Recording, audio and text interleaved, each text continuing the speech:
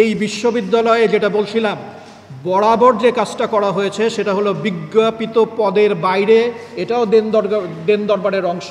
2-3 জন হয়তো ভালো আছে, আমরা 8টা নেব, আমার একটা নিতে হবে, তোমার একটা, এই 2টা নিলে আবার তৃতীয় জনের একটা নিতে হবে।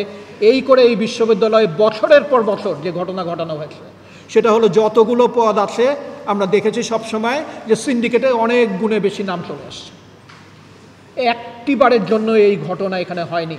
বিজ্ঞাপিত পদের বাইরে এখন পর্যন্ত কোনো জায়গাতে সিন্ডিকেট থেকে একজন বেশিও নেওয়া হয়নি।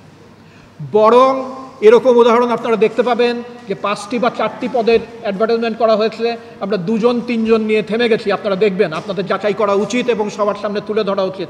এটা জাতীয় ইস্যু, সকল বিশ্ববিদ্যালয়ের এই নীতি পালন করা উচিত। পোস্ট 4টা, আমরা 2টো নিয়েছি। কেন 2টো নিয়েছি? আমরা তৃতীয় জন ভালো পাইনি, ভালো না পেলে আমরা নেব না। এটা হচ্ছে আমাদের স্ট্যান্ড। আমাদের কাজ এই না যে যতগুলো পদ আছে ততগুলো পদ পূরণ করা। ভবিষ্যতে ভালো আসবে তারা, কিন্তু আমরা ভালো ছাড়া আমরা মন্দ নেব না।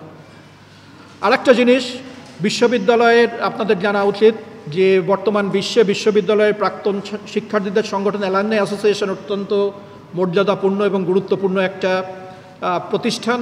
বহু রকমের কথা উঠেছে, এটা নিয়ে বহু কথা বলা হয়েছে। এগেইন চূড়ান্ত মিথ্যাচার করা হয়েছে। রুয়ার ইলেকশন কমিশন কোনো জায়গাতে কারো সাথে এক বিন্দু পক্ষপাতিত্ব না করে, যারা এসছেন তারা এসছেন, যারা আসেননি পক্ষপাতিত্বের কারণে নয়, তারা আসেননি, এটা তাদের সিদ্ধান্ত।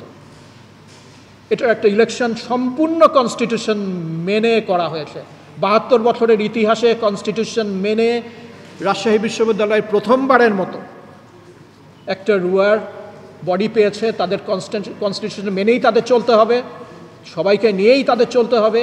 অ্যালামনাসরা তাদেরকে লাইনে রাখবেন এবং ভবিষ্যতে কনস্টিটিউশন মেনেই রুয়া এগোবে। সবাইকে নিয়েই তাদের কাজ করতে হবে। আমাদের কাজ একটা নিরপেক্ষ নির্বাচন করে দেয়া, কনস্টিটিউশনের ভিতরে থেকে সমস্ত কাজ করা।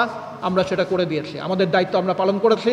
এখন রুয়াতে যারা আছেন তাদের পালা, রাজশাহী বিশ্ববিদ্যালয়কে তারা কি দিতে পারেন সেইটা তাদেরকে ঠিক করতে হবে।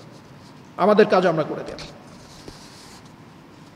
আর একটা জিনিস আপনাদের বলতে চাই, জুলাই বিপ্লবের পরে ক্যাম্পাসে বাধাহীনভাবে মত প্রকাশের পরিবেশ সৃষ্টি হয়েছে এবং ব্যক্তিগতভাবে আমার সারা জীবনের যে লড়াই, সেই লড়াইয়ের একটা খুব বড় কম্পোনেন্ট ছিল মত প্রকাশের স্বাধীনতা যেন সুরক্ষিত থাকে।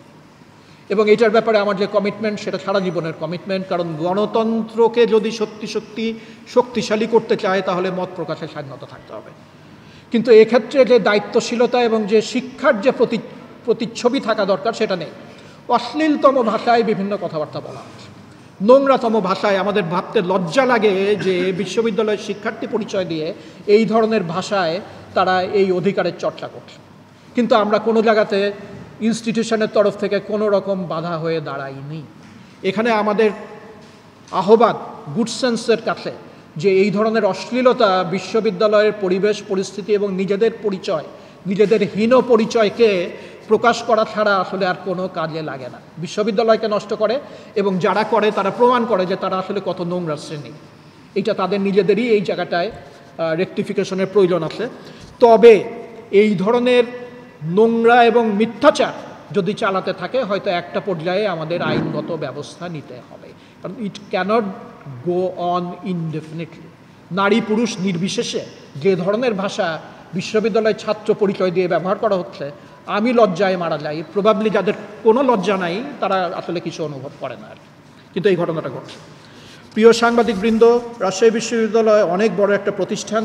আপনারা জানেন যে প্রত্যেকটি রেটিংয়ে, একাডেমিক এবং রিসার্চ রেটিংয়ে এই মুহূর্তে আপনি যদি সবগুলো সামারাইজ করেন, আপনারা করতে পারেন রাজশাহী বিশ্ববিদ্যালয় প্রবাবলি অপ্রতিদ্বন্দ্বী।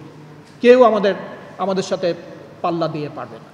এই জায়গাটায় আমাদের ফ্যাকাল্টি মেম্বার, ছাত্র, গবেষক এবং সবার অবদান, এবং সেই অবদান আমরা কৃতজ্ঞতার সাথে আমরা স্বীকার করি। এবং একই সাথে আমরা গবেষণার ব্যাপারে সর্বোচ্চ প্রায়োরিটি, ছাত্রবৃত্তির ব্যাপারে সর্বোচ্চ প্রায়োরিটি, এই জায়গাগুলোতে আমরা ভীষণভাবে কাজ করছি। কিছু জায়গায় আমরা পারিনি। আমাদের যে স্ট্যান্ডার্ড, সেই স্ট্যান্ডার্ডে প্রশাসনে গতিশীলতা আমরা এখনও দেখতে পাচ্ছি। অবকাঠামোগত উন্নয়নের জন্য আমাদের যে ধরনের বাজেট এবং কাজে যে ধরনের গতি আমরা প্রত্যাশা করি, সেই জায়গাতে আমরা মনে করি যে সেই জায়গাতে প্রত্যাশিত জায়গায় আমরা সেভাবে পৌঁছাতে পারছি না। এগুলো আমাদেরকে আপনাদের সাথে সাথে পীড়িত করে এবং এগুলো নিয়ে আমরা দিনের একটা বড় অংশ এগুলোকে ত্বরান্বিত করার জন্য আমরা চেষ্টা করে যাচ্ছি, আমরা চেষ্টা করছি, এটুকু আপনাদের বলতে পারি। তো আগামী দিনগুলোতে আপনারা আমাদের সাথে ছিলেন। সমালোচনা অত্যন্ত জরুরি।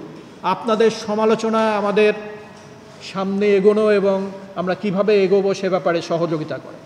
এই সৎ সমালোচনা এবং সত্য সমালোচনা আমরা সবসময় চাই, এটা আপনারা করবেন। এবং এই বিশ্ববিদ্যালয় সুষ্ঠুভাবে পরিচালনায় এখানে পঠন পাঠনের সুষ্ঠু পরিবেশ বজায় রাখতে আমরা সবার সহযোগিতা চাই।